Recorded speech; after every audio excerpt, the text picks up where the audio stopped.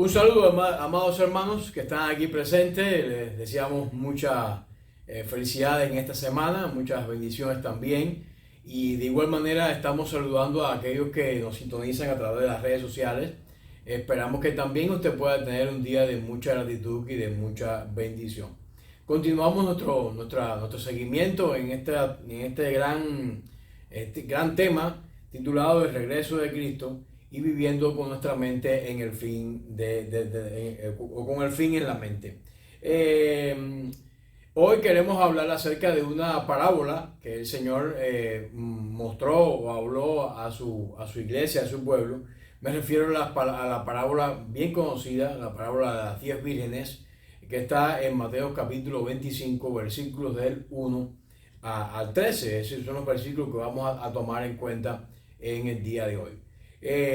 Cuando nos debemos enfrentar a un reto en la vida, normalmente nos preparamos.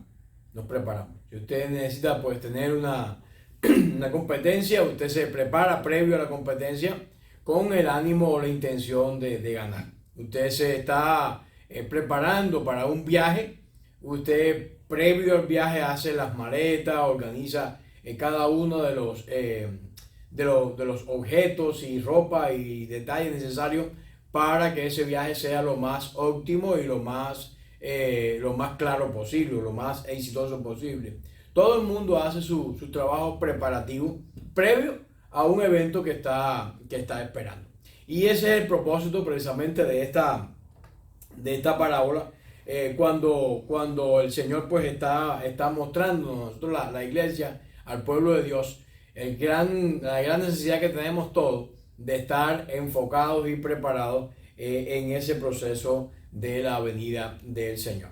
Cuando nos acercamos a la escritura, en el primer versículo de esta parábola, nos encontramos en el versículo 1, donde dice la palabra de Dios: entonces el reino de los cielos será semejante a 10 vírgenes que, tomando sus lámparas, salieron a recibir al esposo.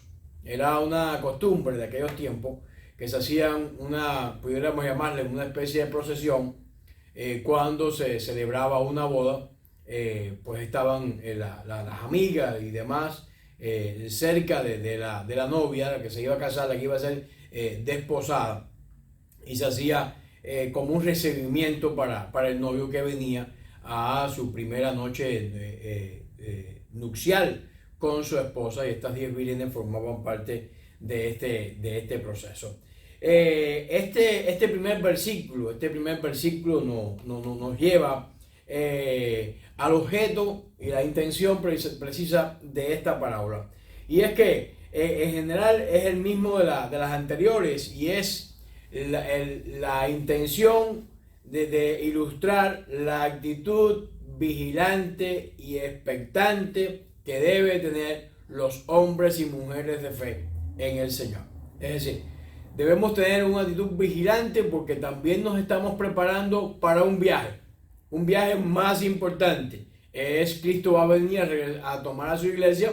¿Cómo nos estamos preparando? En el encuentro anterior miramos algunas de las formas que debíamos hacer para prepararnos para dicho momento, para dicho encuentro. Pero también tenemos que tener una fe expectante, una fe que esté despierta, una fe que esté, como dice el título de esta serie, con nuestra mente enfocada en ese momento de la venida del Señor. Es decir, pensando en ese momento. Si retomamos un poco a lo que estamos usando como paralelo e ilustración, cuando usted está acercándose a un viaje, cada momento usted está comparando. Bueno, me faltan algo aquí en la maleta que no he puesto, aquí me falta otra cosa, y lo va usted añadiendo, usted está expectante, usted está enfocado en ese proceso que tiene por delante. Lo mismo ocurre con la segunda venida de Cristo. Debemos vivir de manera expectante, y el propósito precisamente de esta parábola es que estemos expectantes. Dice que tomando sus lámparas salieron a recibir al esposo. Tomando sus lámparas salieron a recibir al esposo. Es decir, ellos tomaron lo necesario para ese momento. y estaban expectantes del regreso del esposo. Son los dos elementos que en este versículo pues se encierran y nos explican algunos elementos con relación a estos detalles de la Biblia. Los creyentes se describen aquí mismo como los que esperan para salud, es decir, los que esperan en este caso para recibir al esposo, es decir, expectante para recibir algo nuevo de Jesucristo. Así que así también Cristo fue ofrecido una sola vez para llevar los pecados de muchos, y aparecerá por segunda vez en lo que llamamos su segunda venida. Aparecerá sin relación con el pecado, aparecerá para salvar a los que esperan en él. Así nos lo confirma Hebreos capítulo 9, versículo 28. Esa es su intención. Es decir, Cristo fue ofrecido para llevar los pecados de muchos, y aparecerá, dice Hebreo, por segunda vez. Es decir, que ¿a qué estamos llamados a estar expectantes? ¿A qué estamos llamados a estar esperando? La segunda venida de Cristo.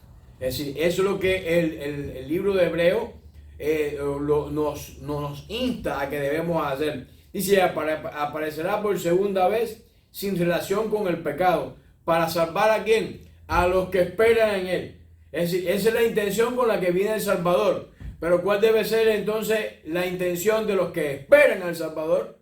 Dice que debemos estar entonces, esa es la intención del primer versículo. Estas vírgenes salieron con sus lámparas encendidas y salieron también con su expectante por la llegada del esposo. Así de igual manera tenemos que estar nosotros de esa manera, los que amamos su venida, los que aman su venida. Amén. Debemos ser expectantes y no podemos estar dormidos, no podemos estar, como dicen algunos, estar ahí algunos dicen con los cochinos que se han dormido en la barriga, ¿no? Tenemos que estar pues bien activos. Dice 2 de Timoteo capítulo 4 versículo 8, así que la escritura está llena de textos donde esta razón de esperar era importante. Dice, por lo demás me está guardada la corona de justicia, la cual me dará el Señor, juez justo, en aquel día.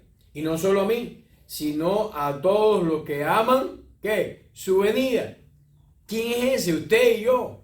Somos las personas que amamos la venida del Señor. Es decir, los que amamos la venida del Señor, tenemos entonces que estar esperando ese momento cumbre de nuestras vidas. Ese es el viaje más interesante que podemos tener.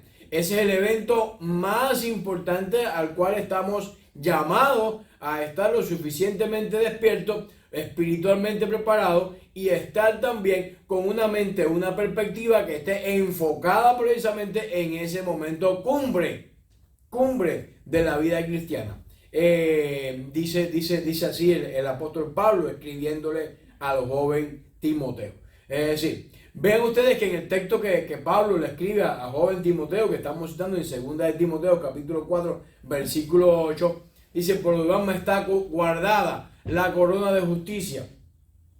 Es decir, la corona de justicia estaba guardada, y él estaba expectante, estaba seguro, estaba pues claro de que ese momento iba a llegar. Dice, la cual me dará el Señor, juez justo. Dice, en aquel día. Es decir, que ese será un momento maravilloso también, el del reencuentro con nuestro Dios, con ese Dios que estamos sirviendo y que amén, y que estamos pues buscando y esperando su venida. El versículo 2 comienza a hacer entonces algunas distinciones. Una vez de enfocarnos de cuál es el propósito de la parábola de las 10 vírgenes y decirnos el elemento clave de esta parábola, podemos encontrar algunas diferencias entre las personas que fueron a ese evento.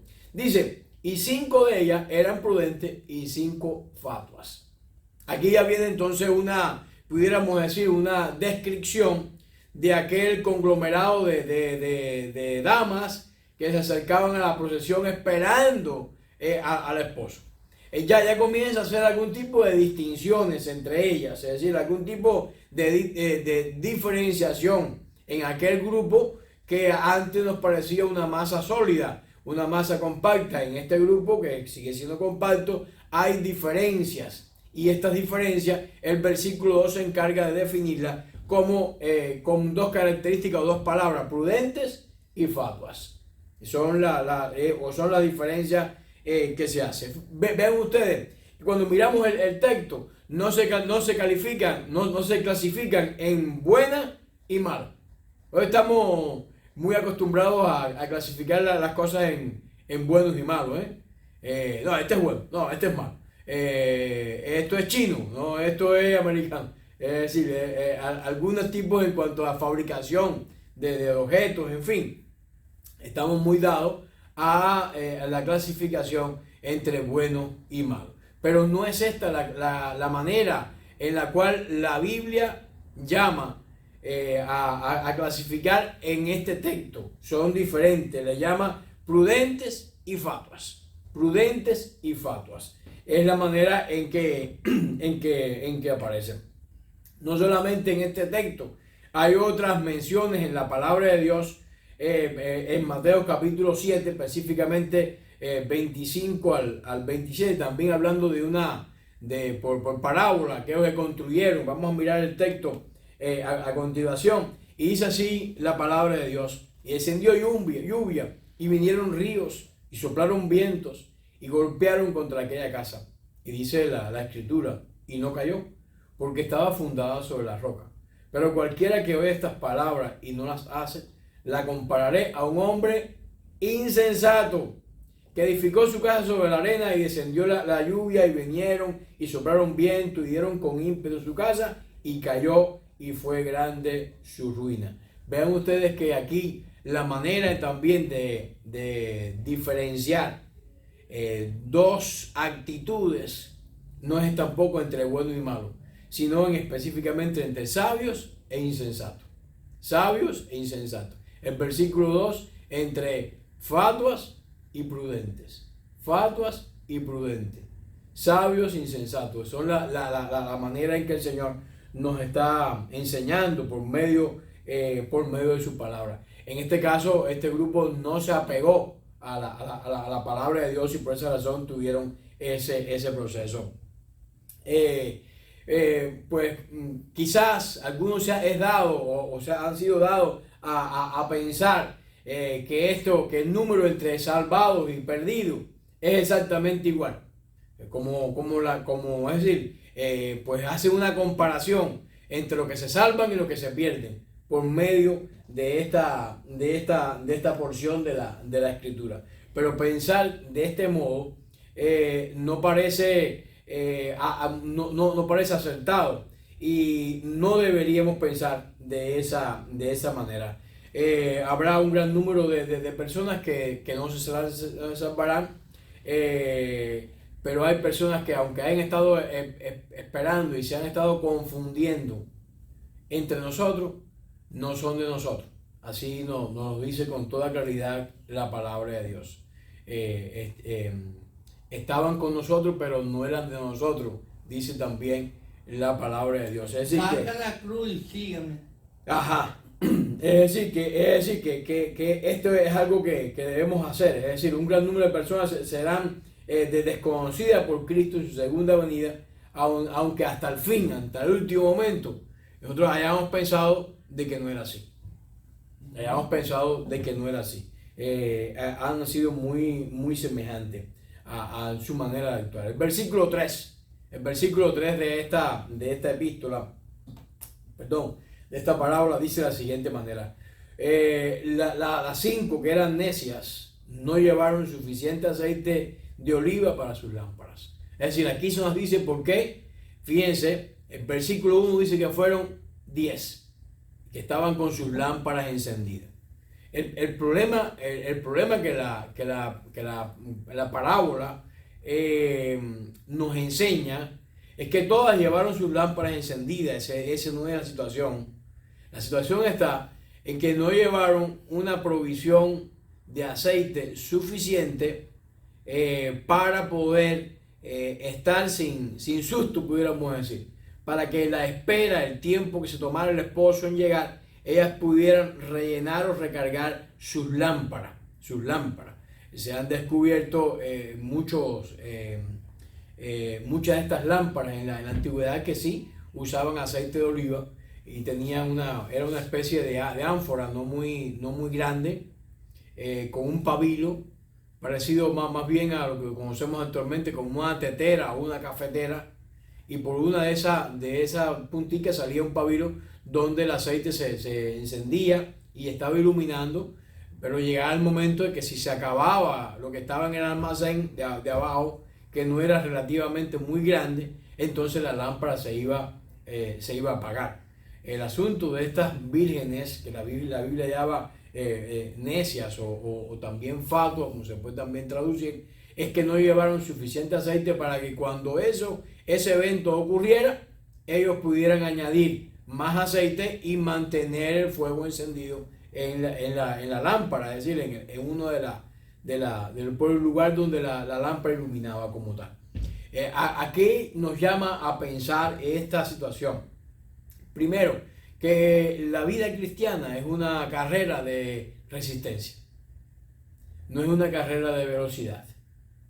Usted puede ver a veces algunos corredores que, sobre todo en carreras de resistencia, que van al inicio de la competencia marcando un paso muy estrepitoso, muy sensacionalista, y todo el mundo considera de que esa va a ser la persona ganadora por ese paso con el cual inician la competencia.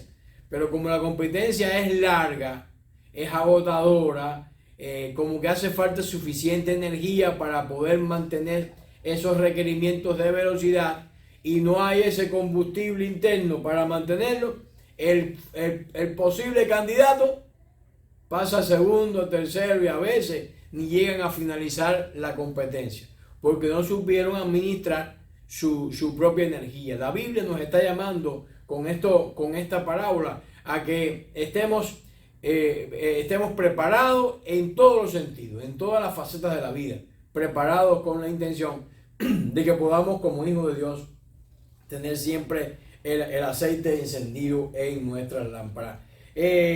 Algunos nos llaman a decir, bueno, ¿qué son estas lámparas y qué cosa es este aceite? Algunos se han preguntado esto. Si volvemos a mirar un poco lo que ya hemos estado hablando en los versículos anteriores, las fatuas, al igual que las prudentes, tomaron sus lámparas. Ya hemos dicho que ese no es el problema. Ambas tomaron sus lámparas, ese no es el problema. Y salieron también a encontrar el novio. Si ellas representan a la iglesia que está expectante a Cristo, todos los miembros de esa congregación salieron también, estaban todos expectantes en el retorno o regreso de Cristo. Es decir, estas lámparas prendidas y este avance a cierta distancia en compañía de las prudentes debía significar que aquella profesión cristiana aquellos que profesan ser cristianos llevan a todas partes el nombre de Cristo, lo llevan a todas partes, están haciendo todo su trabajo, por eso parece ser que forman parte, pero no se están preparando espiritualmente lo suficiente para ese momento. Y ahí es donde está el gran error. Algunos dicen, ya mirábamos algunos en el encuentro pasado de las expresiones que usan, el Señor ya no viene. Eso lleva mucho tiempo que lo estoy escuchando y no ha ocurrido nunca.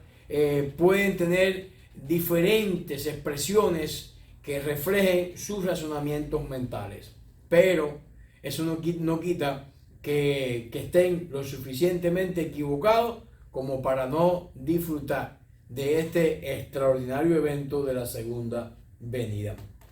Mientras que la insuficiencia de esto y la falta de algo más que ellas nunca poseyeron, demuestra lo fatua que eras. Si estaban preparando para algo, se prepara para ir al desierto, que tiene que llevar suficiente agua. Usted se prepara para subir una montaña, tiene que llevar algo de comida. Sí, agua, comer. Algo tiene que llevar. Es decir, y entonces ellas, si ese era su objetivo, uno tiene que llevar las provisiones suficientes. Aquellos alpinistas que suben al monte Everest llevan todo lo necesario. El faltarle o el dañarse alguna de estas provisiones implica generalmente la muerte para el alpinista. Generalmente. Que le falte una soga, que se le quedó, que se le olvidó, o que no tenía la asistencia correcta. Obviar algún detalle significa siempre generalmente una tragedia. Aunque ya en la época actual han encontrado grupos de rescate que se dedican a eso y demás, para que no sea tan dramático, pero de todas formas sus objetivos no se cumplen, no pueden llegar a la cima por esas mismas incorrecta forma de prepararse para estos eventos. Es decir, demuestra que las faltas representan a aquellas personas que con todo lo que existe en común entre ellas y los cristianos verdaderos carecen de preparación esencial para encontrarse con Cristo. Carecen. En este caso representado por el aceite. Dice más adelante, continuando haciendo una comparación que nos hace la Escritura, mas las prudentes tomaron aceite. Vean ustedes cómo la Biblia se encarga de definir esto. Dice aceite en sus vasos, no en sus lámparas, vasos. Es decir, que estas llevaban sus lámparas llenas de aceite, como el resto del grupo, me refiero a las prudentes, pero además llevaban sus vasos. En otras palabras, llevaban una provisión adicional de aceite para si existía algún contratiempo, alguna demora, algún imprevisto, ellas podían rellenar y mantener sus lámparas encendidas. De igual manera, la vida cristiana tiene esos preparativos. Debemos de hacer provisión un poco más allá, porque no sabemos el día ni la hora. No sabemos en qué momento este evento trascendente de la segunda venida de Cristo va a ocurrir. Tenemos que prepararnos. Y el Señor ha hecho provisión para nosotros. Si ya no estamos en este mundo, de igual manera, nuestra vida ha finalizado con ese enfoque y el Señor también va a llamar a ese grupo. Si estamos con vida, estamos vivos, pues también tenemos que tener esa provisión de aceite adicional en nuestras lámparas para estar como el apóstol Pablo, esperando la corona de justicia que el Señor le iba a dar en ese momento. Dice, mas las prudentes tomaron aceite en sus vasos, y dice, vean ustedes que la Biblia es clara, juntamente con sus lámparas, versículo 4, juntamente con sus lámparas tomaron el aceite. Fuera de toda duda, era algo esencial que había sido simbolizado por aquel precioso aceite de la unción, por el cual Aarón y sus hijos fueron consagrados al puesto sacerdotal. En otras palabras, recordemos cuando fueron fulminados por que ofrecieron fuegos extraños, cuando el Señor tenía con claridad los horarios para encender y apagar el pabilo de sus velas en los lugares donde estaban. Las labores que hacían los sacerdotes en el templo tenían que ser con sumo orden. La manera en la cual el Señor pues hizo toda la conformación del templo y del tabernáculo, primero a Moisés y luego a Salomón en su construcción, tenía que haber un orden, estaba todo muy establecido, muy concertado, con ciertas medidas, con cierta forma. No podía ser cualquiera quien elaborara, ni de cualquier forma que se hiciera. Tenía que existir un orden. Fuera de toda duda, esto es lo que el Señor nos está diciendo. Tenemos que estar llenos de este aceite de la vida, este aceite de la unción, este aceite de la gracia con el que el Señor nos ha consagrado. Y tenemos que estar poniendo cada vez más. Si buscamos en Éxodo capítulo 30, versículos del 23 al 25, dice, y tomarás especies finas, miren ustedes, de mirra excelente, 500 ciclos. De canela aromática, la mitad, 250 ciclos. Esto es de cálamo aromático, 200 ciclos. De casia, 500, según el ciclo del santuario, y de aceite de oliva, 1 hin.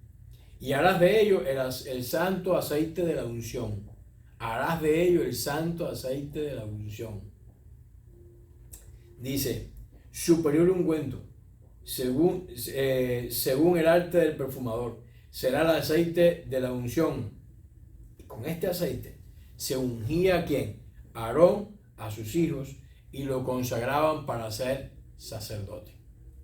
¿Se percata usted? En el Antiguo Testamento estaban las porciones de cada una de los ingredientes que formaban el aceite de la unción. Debía ser pesado, debía ser hecho con esa medida, debía ser hecho con el criterio del perfumista. Es decir, tenía que ser un aceite excelente. ¿Significa que este es el mismo aceite que de las lámparas? No. Lo que significa que con la misma precisión, con la misma intención, con la misma consagración que se hacía este proceso, los creyentes de igual manera tenemos que estar llenos de ese Espíritu de Dios, llenos de ese aceite de la unción, llenos de esa gracia del Señor, mientras esperamos la segunda venida de Cristo. Es decir, enfocado en ese proceso que nos dice la palabra de Dios. El Salmo 45, versículo 7, dice, óleo de gozo sobre tu compañero, con el cual el Mesías sería ungido. Dice, has amado la justicia y aborrecido la maldad. Por tanto, te ungió Dios, el Dios tuyo, con óleo de alegría, más que a tus compañeros. Refiriéndose a Cristo. Con óleo de alegría. Esa es la unción que tenemos. El gozo de la salvación. Se habla en muchas partes de la Escritura. Lo disfrutamos los creyentes. Entonces la Biblia nos manda que tengamos la suficiente provisión de esa consagración, la suficiente provisión de ese andar codo a codo con el Señor, la suficiente provisión de confianza, de fe, para que nuestro andar, nuestra lámpara, esté continuamente teniendo la posibilidad de ser rellenada y que esa luz, la luz del Evangelio, no se apague mientras estemos transitando por esta vida en cada uno de los momentos. Dice Hebreos capítulo 1, versículo 9, has amado la justicia y aborrecido la maldad, por lo cual te ungió Dios, el Dios tuyo, con óleo de alegría, más que tus compañeros. Vuelvo a citar ese texto ahí en Hebreo, y se refiere a Cristo. Somos cristianos porque hemos creído en Cristo como nuestro único y personal Salvador, y eso nos llena de ese perfume, el perfume de su gracia, el perfume de su presencia. Eso debe estar marcando nuestras vidas. Aunque expresamente se había dicho que Dios nos da el Espíritu por medida, como dice Josué 3:34, pero con el vaso lleno de aceite de la unción, en la visión de Zacarías, el cual recibe el aceite de 2 olivos que estaban cada uno al lado de él, y lo vertía por 7 tubos de oro al candelero áureo para tenerlo por siempre encendido. Es decir, esta es la confirmación del Antiguo Testamento. Zacarías mantenía en su visión, estaba siempre el candelero encendido, siempre estaba la provisión de aceite para que se mantuviera encendido. Nuestras lámparas no se pueden apagar, tienen que estar encendidos. ¿Encendido con qué? Encendido con la gracia del Señor. Dice, porque expresamente dice el profeta que sería usado para proclamar una gran verdad. Y la gran verdad que Zacarías proclama, no con ejército ni con fuerza, sino con mi espíritu, ha dicho Jehová de los ejércitos. No con fuerza, no con ejército ni con fuerza, sino con ¿qué? Con mi espíritu. Entonces, ¿cómo podemos permitir que nuestras lámparas estén apagadas? Tenemos que llenarla continuamente, tener la provisión. Esa era la prudencia de estas vírgenes. Y también lo necio o lo fatua de las 5 vírgenes anteriores. Dice la palabra de Dios en el versículo 5. Y tratándose el esposo, cabecearon todas. Vean ustedes la expresión generalizada que se usa en el versículo 5. Todas cabecearon. Todos tuvieron sueño. Todos tuvieron cierta modorra.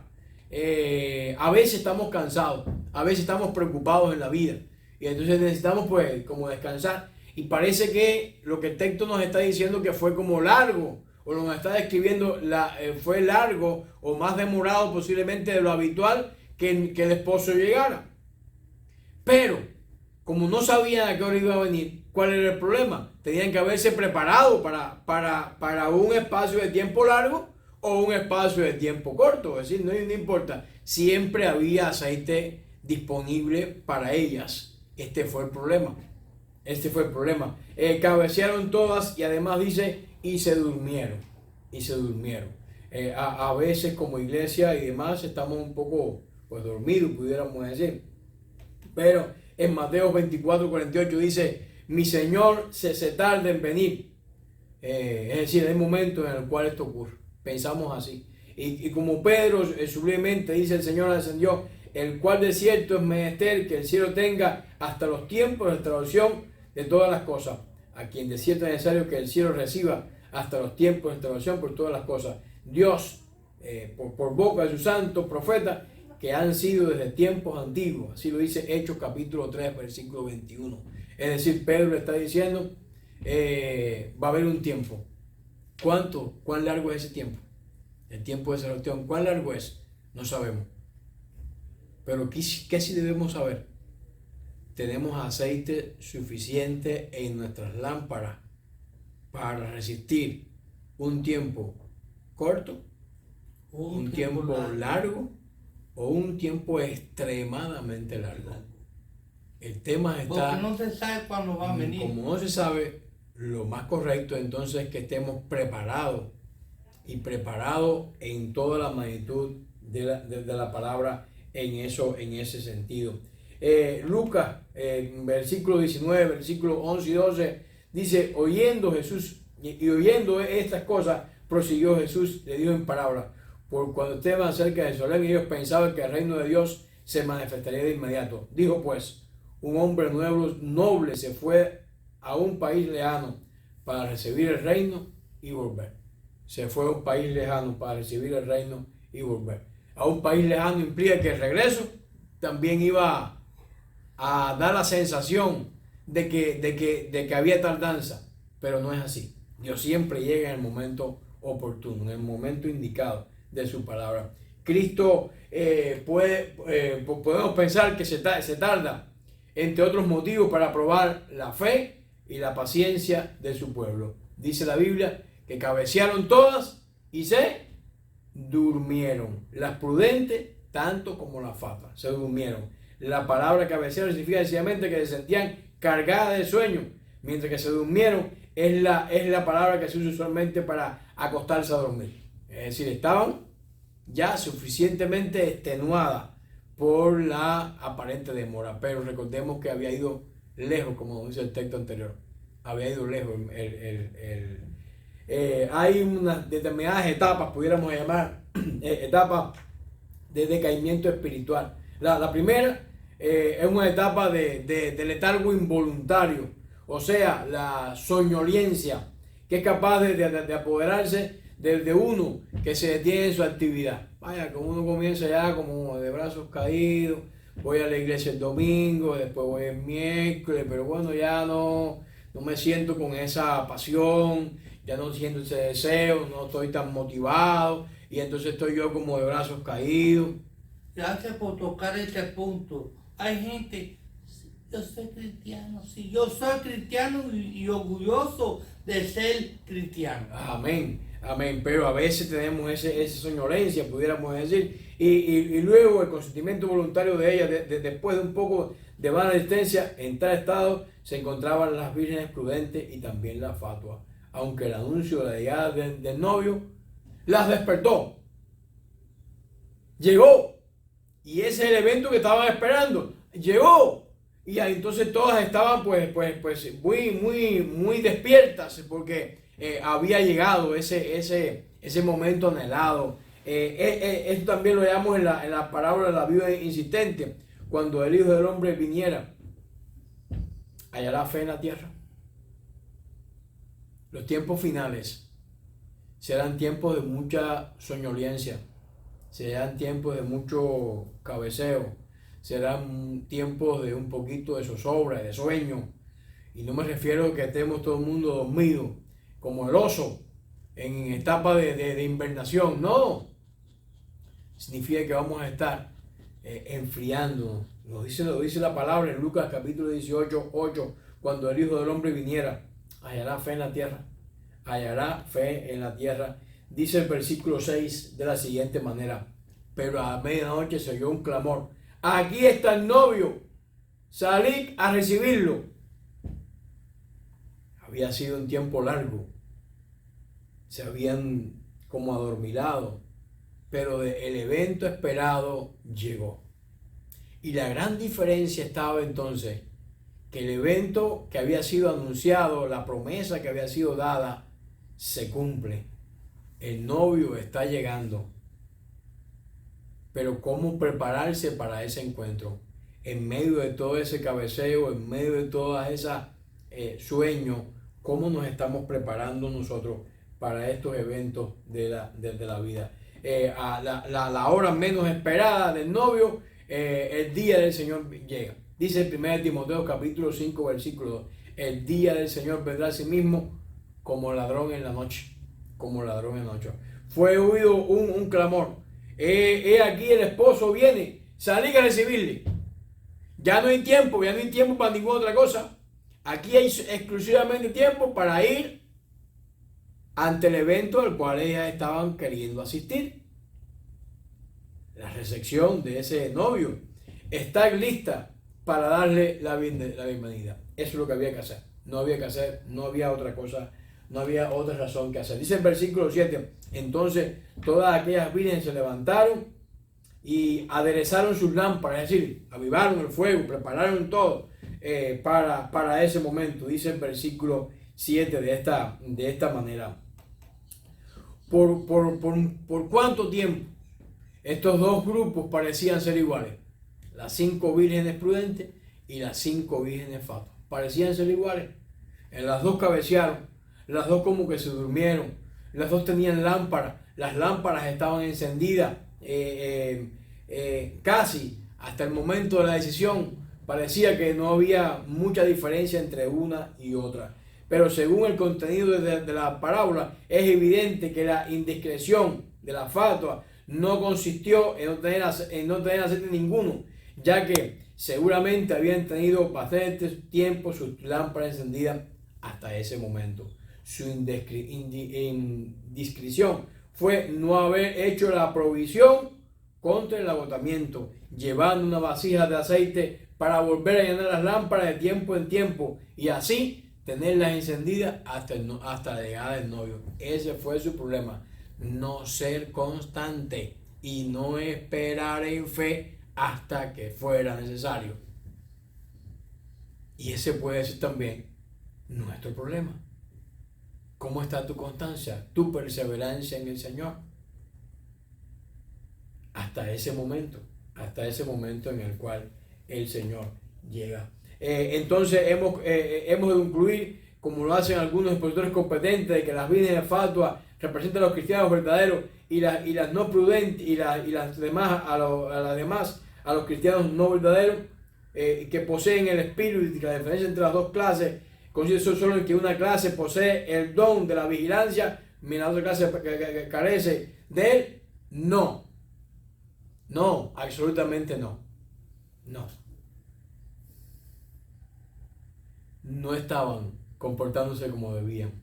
No habían tenido en cuenta muchas de las razones en este evento. El propósito de la parábola fue el de presentar a los preparados y a los no preparados para recibir a Cristo en su venida, y el hacer ver cómo los no preparados hasta el fin podían confundirse con los preparados. La estructura de la parábola conviene acomodarse a esto, haciendo que las lámparas de las fatuas ardieran como las de las prudentes hasta cierto punto, y solo entonces descubrir su incapacidad de seguir ardiendo por la falta de una nueva provisión de aceite. Aquí está el problema que hemos venido repitiendo a lo largo de esta clase: por la nueva provisión de aceite. Solo un recurso estructural y la diferencia verdadera entre las dos clases que profesan amar la venida del Señor es radical: la posesión de un principio duradero de vida espiritual por parte de una clase y la carencia de este principio por parte de otra. No tomaron en cuenta estas razones. El versículo 8 Y las insensatas dijeron a las prudentes: denos de su aceite, porque nuestras lámparas se apagan. Denos aceite porque nuestras lámparas se apagan. No era momento para eso. No era momento para eso. Una vez recibí unas clases de buceo y la persona que estaba dando el entrenamiento decía que si a uno le daba un blackout debajo, que no, cómo sacarlo, pero si uno tenía ya en ciertos niveles los oxígenos de su tanque, que saliera uno, que saliera el que había sido prudente en mirar el reloj todo el tiempo, y no había manera de dar al otro, porque si no se iban a ahogar los dos. Y parecía eso un poco inhumano, parecía un poco complicado eso de asimilar, pero era la manera, porque cada cual tenía que ser responsable por la provisión de oxígeno que había en su tanque y hasta qué tiempo debía estar. Tenía que estar mirando y comprobando eso. Razonable, a cierta profundidad, no había forma de llegar con una cierta determinada provisión de oxígeno. Es lo que la palabra nos está diciendo en esta escritura. Se están apagando porque el aceite no encenderá lámpara apagada. Para evitar que las lámparas se apaguen, ahora se descubre no solamente su propia insensatez, sino la prudencia de las otras, que le hacen honor. No las desprecian. Tal vez antes por las creían demasiado justas, ahora se ven obligadas con amarga humillación a desear ser como ellas. Ay, si hubiese tomado la razón como esta otra virgen y hubiese tomado una provisión de aceite. Ese no es el momento de lamentar. Cuando el arca se cerró, nos cuenta la palabra de Dios, había ruido por fuera de las personas: abran, abran. No, ya no era el tiempo. La puerta estaba cerrada.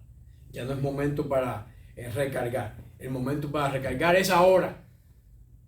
Y ese es el llamado que esta parábola tan importante hace a nuestras vidas. Pero las prudentes respondieron: no sea que nos falte a nosotros y más bien a los vendedores y comprar para vosotras mismas. Y comprar para vosotras mismas. No le daba tiempo. No le daba tiempo.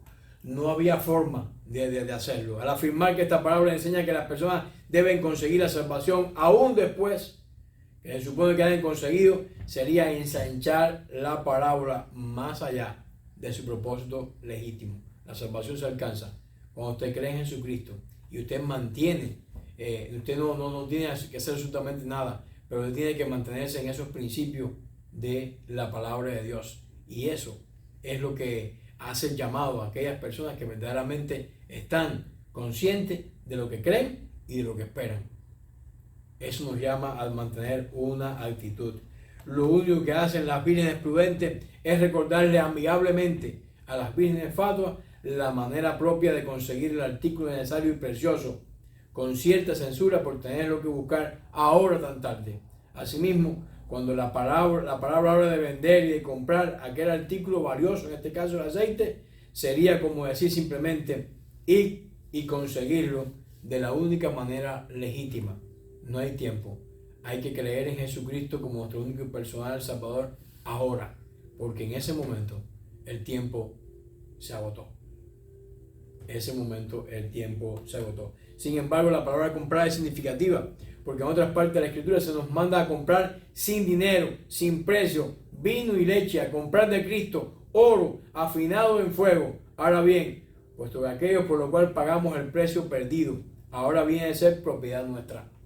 Usted ahora es un hijo de Dios, y lo ha recibido de manera gratuita, pero ahora viene un tiempo en el cual ya no es posible, se acabó esa oferta, pudiéramos decir, se terminó esa oferta. Mientras ellas iban a comprar, hicieron caso, dice el versículo 10 que hicieron caso, mientras iban a comprar el aceite, llegó el novio, y las que estaban preparadas entraron con él a la boda. Y dice la Biblia, y se cerró la puerta. Se cerró la puerta. Ya no había más invitados. Ya nadie más podía estar dentro. Se cerró la puerta. Esta es una expresión pues muy severa que nos llama a estar apercibidos. La fatua reconocen su insensatez, acepten el buen consejo, están en el acto de conseguir lo único que le hacía falta, un poquito más de tiempo, y ellas estarían entonces apercibidas, pero ya el tiempo que se pierde no vuelve. El tiempo estaba cobrando factura. Ya no había tiempo. Ya no era momento para eso. Pero el esposo llega y las apercibidas son admitidas, se cierra la puerta y las vírgenes fatuas quedaron excluidas. Qué cuadro tan gráfico y espantoso de personas casi salvadas, pero perdidas. Casi salvadas, pero perdidas. Dice el versículo 11, más tarde llegan las otras vírgenes diciendo, Señor, ábrenos. Ya estaba la puerta cerrada. Dice el versículo, ya no hay tiempo. Señor, fue más bien una exclamación de sorpresa. Aquí hay gritos lastimeros, hay gritos de urgencia, están cercanos a la desesperación. Ahora, al fin, sus ojos están abiertos y se dan cuenta cabal de las consecuencias de su anterior comportamiento. Pero la puerta tristemente está cerrada. Versículo 12. Pero él respondió, es verdad, en verdad os digo que no os conozco. Estabas invitado, pero ahora no eres parte. En verdad os digo que no os conozco. Y el versículo 13, el cual no vamos ni a comentar, porque es tan claro. Y ella se le concedió que se visten de lino fino, limpio y resplandeciente. Perdón, este es Apocalipsis. Esperando al Señor Jesús. Es decir, no hay otra cosa más maravillosa que hacer. Llegó el Señor. Y este es el proceso clave que debemos tener presente en nuestras vidas. Aquellas fiestas, los hombres son llamados por las trompetas del Evangelio, las trompetas del Arcángel, a entrar y pueden salir o ser echados. A quien una vez introducido nunca sale ni será echado de ella, por lo cual se dice, se cerró la puerta. Dice el versículo 13, velad pues, porque no sabéis el día ni la hora que el Hijo del Hombre ha de venir. No sabemos el día ni la hora que el Hijo del Hombre ha de venir. Siendo esto la moraleja o lección práctica que tenemos que tener claro en nuestras vidas, no necesitamos más comentarios. No hace falta más comentarios para interpretar esta parábola. No hace falta. Velad pues, porque no sabéis el día ni la hora que el Hijo del Hombre ha de venir. Así que debemos estar, como dice el título de nuestra lección, siempre preparados y listos. Oremos. Padre, te damos gracias, Señor, por tu presencia, por tu bendición para con nosotros. Ayúdanos, Señor, durante esta semana y gracias te damos por tu palabra. En el nombre de Dios oramos. Amén.